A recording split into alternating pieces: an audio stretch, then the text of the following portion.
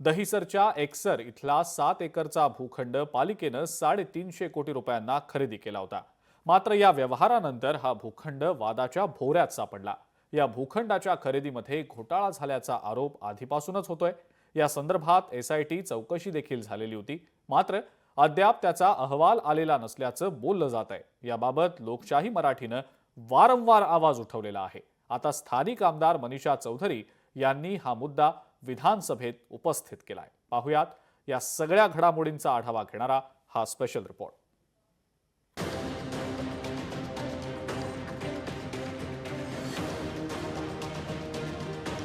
दहिसरच्या एकसरचा भूखंड वादात, अल्पेश अजमेराचा मोठा भूखंड घोटाळा, एसआयटीचा अहवाल का आणि कुणी दाबला? दहिसरच्या एकसर गावातील महापालिकेचा जवळपास 7 एकरचा भूखंड आता वादात सापडलाय। विकासक अल्पेश अजमेरा याच्याकडून जवळपास 350 कोटी रुपये देऊन विकत घेतलेल्या या भूखंडाच्या व्यवहारात भ्रष्टाचार झाल्याचा आरोप केला जातोय। महापालिकेने झोपडपट्टी असलेला हा भूखंड नेमका का खरेदी केला, असा सवाल लोकशाही मराठीने अनेकदा विचारला। लोकशाही मराठीने हा मुद्दा लावून धरल्यानंतर स्थानिक आमदार मनीषा चौधरी यांनीही विधानसभेत या मुद्द्यावर प्रश्न उपस्थित केलाय। 2.5 करोडचा भूखंड जवळजवळ त्या वेळेला 349 कोटी 15,19,013 रुपयाला विकत घेतला।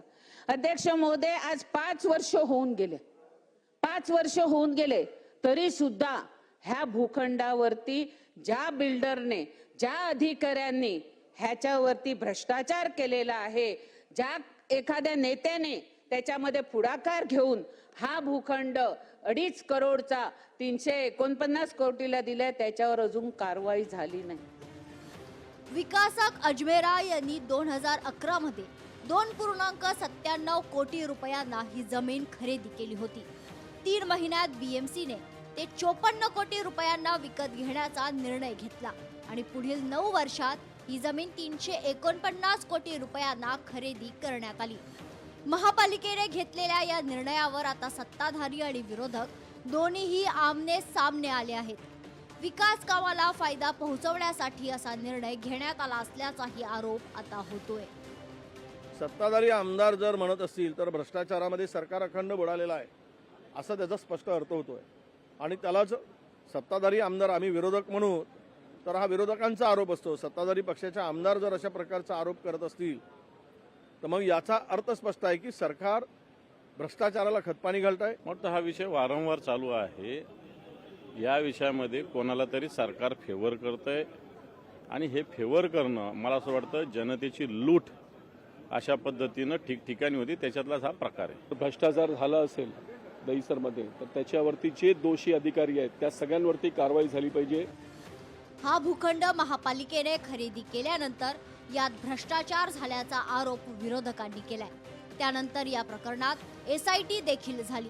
यावेळी एसआयटीनं विकासक अल्पेश अजमेरा यांची देखील चौकशी केली होती, मात्र त्यानंतर या प्रकरणात कोणत्याही हालचाली झाल्या नाहीत। पण लोकशाही मराठीनं सातत्यानं हा मुद्दा जनतेच्या समोर आणला।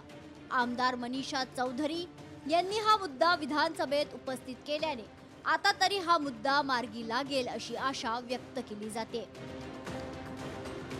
उमेश करंजकर, लोकशाही मराठी, मुंबई।